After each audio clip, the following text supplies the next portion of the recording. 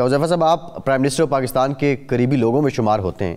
आज फवाद चौधरी साहब, इमरान इस्माइल साहब और महमूद मौलवी साहब ने ख़त लिखा है प्राइम मिनिस्टर को और मुतालबा किया है कि कोट लखपत में जो कैद PTI क़यादत है उसको पैरोल पर रिहा किया जाए ताकि मुज़ाकरात और मुफाहमत का सिलसिला आगे बढ़ सके।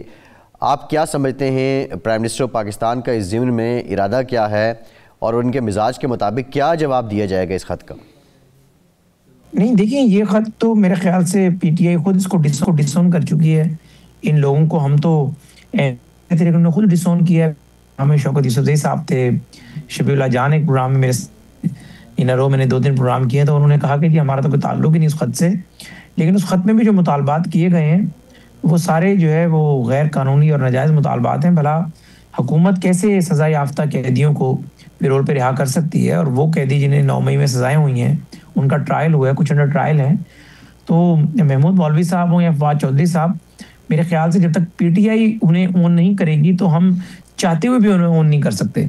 और जो उन्होंने ख़त के ज़रिए मुतालबात सामने रखे हैं, और मैं नहीं समझता कि वो मुतालबात जो है वो तस्लीम किए जा सकते हैं किसी भी लेवल पर, क्योंकि ज़ाहिर है हमारा एक नुक्ता नज़र है, प्रिंसिपल स्टांस है कि 9 मई हुआ और उसके अंदर ये लोग इन्वॉल्व थे, उसका ट्रायल हुआ। तो भला कैसे हो सकता है कि किसी सज़ा याफ्ता मुजरिम को आप कहें कि जी पैरोल पे से रिहा कर दिया जाए? हाँ, अगर कोई मुल्ज़िम है, उसको भी सज़ा नहीं हुई और उसके खिलाफ जो केसेस हैं वो भी अनएस्टेब्लिश्ड हैं, उसके बारे में तो सोचा जा सकता है। लेकिन वो भी तब जब PTI जो है बाकायदा इसका कोई मुतालबा रखे। और PTI ने अगर इनको अख्तियार ही नहीं दिया तो अब एक हाथ से ताली तो नहीं बजा सकते ना, ताली तो 2 हाथ से बजेगी। और दूसरा फरीक इसमें पाकिस्तान तहरीक इंसाफ खुद है। हुज़ैफ़ा साहब, एक तो ये है कि पैरोल पर रिहाई सज़ा के बाद भी हो सकती है और होती रही है। माजी में हम कई केसेस में देखते हैं कि पैरोल पर रिहाई हुई मखसूस मुद्दत के लिए, मखसूस मकसद के लिए। तो ये तो कोई ऐसी चीज़ नहीं है। दूसरा ये है कि ये इनका PTI से ताल्लुक़ हो ना हो, वो तो एक मुल्क के अंदर मुफाहमत का माहौल पैदा करने के लिए और दर्जा हरारत को नीचे लाने के लिए एक तजवीज़ पेश कर रहे हैं एक शहरी के तौर पर। तो उस हवाले से यानी आप समझते हैं कि ये काबिल एतनार नहीं है, काबिल गौर है ही नहीं? नहीं, देखिए, 2 बातें हैं, आपके सवाल के 2 हिस्से हैं। पहली तो जो उन्होंने एफर्ट कर रहे हैं, जो कोशिश कर रहे हैं कि मुल्क में सियासी दर्जा हरारत नीचे आए, सियासी इस्तेहकाम होगा तो माशी इस्तेहकाम होगा, उसको गवर्नमेंट अप्रिशिएट भी करती है और उसको जो है मैं खुद भी अप्रिशिएट कर रहा हूँ। और ये वही रोल प्ले कर रहे हैं जो माजी में नवाज़ नसरुल्लाह साहब ने किया, बाकी लोग करते रहे। लेकिन अहम बात यह है कि अब उसका दूसरा हिस्सा आ जाता है कि क्या उन्होंने जो मुतालबात लिखे हैं वो काबिल अमल है या नहीं? नहीं, बिल्कुल काबिल अमल नहीं है, उन पर गौर हो ही नहीं सकता।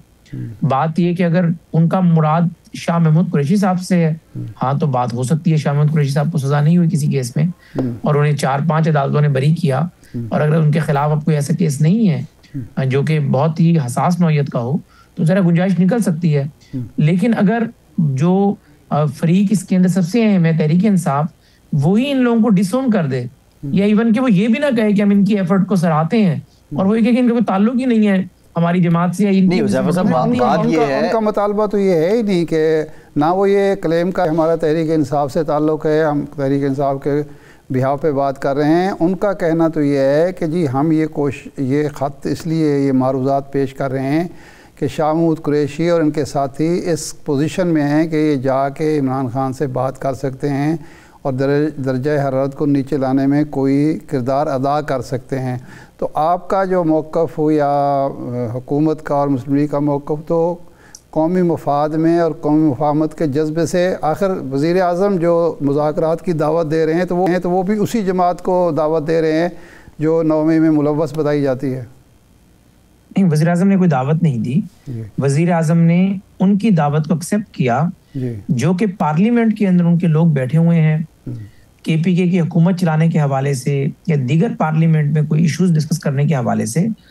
अदरवाइज जो लोग 9 मई में इन्वॉल्व रहे हैं उनके हवाले से तो सवाल ही पैदा नहीं होता कि कोई भी बंदा गुंजाइश पैदा कर सके या कोई बात कर सके।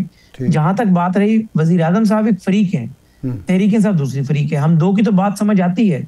लेकिन अगर एक फरीक जो है उसको हमने तो इख्तियार नहीं दिया कि आप जाएं और जाकर मुज़ाकरात हमारे कामयाब करा कर आए, वो उनका वेटेज क्यों है? उनका वेटेज इसलिए है कि वो तहरीक इंसाफ के माजी में करीब रहे हैं। या तो उनको कम अज कम शाह महमूद कुरैशी ओन कर लें शाह महमूद कुरैशी साहब से जो सवाल किया उन्होंने भी डिसोन किया, तहरीक इंसाफ भी डिसोन कर रही है। तो ऐसी सूरत हाल में आप कहना ये चाहते हैं कि इस खत की, इस कोशिश की कोई अहमियत नहीं है, और शाह महमूद कुरैशी साहब ने जो कल शाह महमूद कुरैशी साहब और बाकी जो 4 लीडर हैं उन्होंने जब ये कहा कि हम मुज़ाकरात की हिमायत करते हैं, तो उसकी भी कोई अहमियत नहीं है, हुकूमत इसके लिए तैयार नहीं है।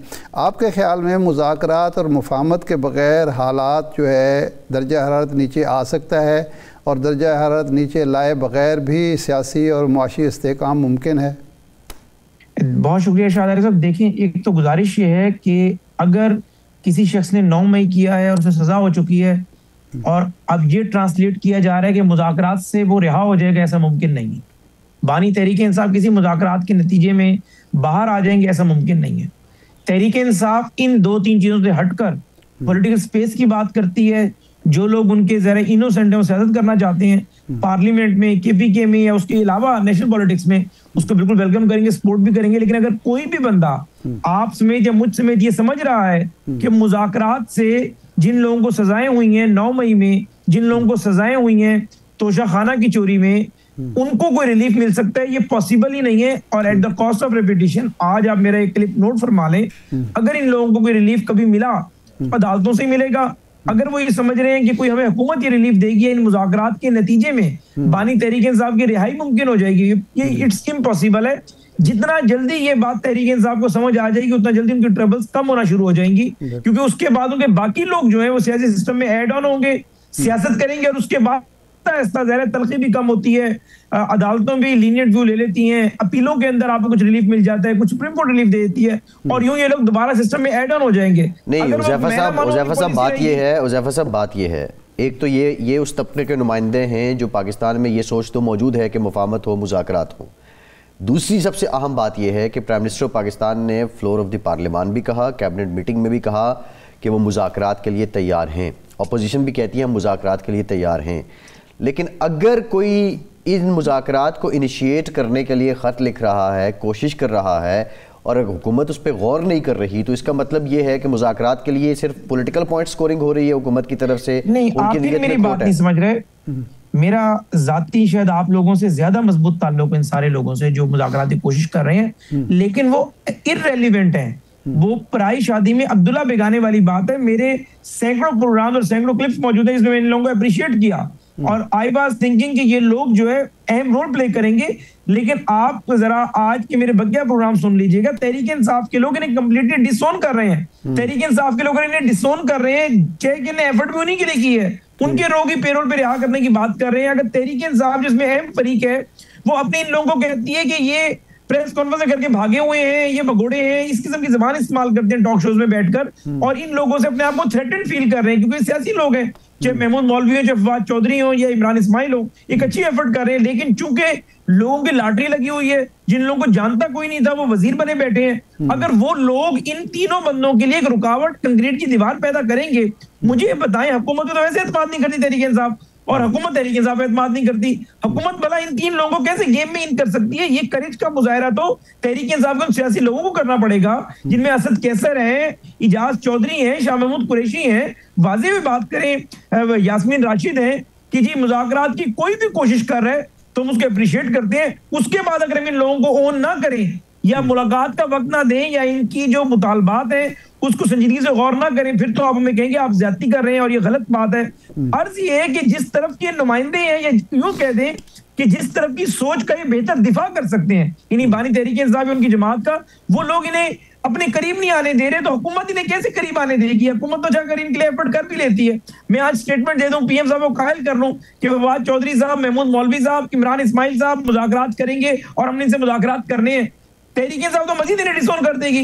अगर हम शाह महमूद कुरैशी साहब को जो रिहा कर दें, ठीक है, आप शाह महमूद कुरैशी साहब को रिहा कर दें पेरोल के ऊपर कि इस बंदे को 4 सजाएं, 4 अदालतों ने इनकी बरियत की है और कोई इसके ऊपर सीरियस केस नहीं है, मैं आपको लिख के देता हूँ शाह महमूद कुरैशी को डिसोन कर देंगे।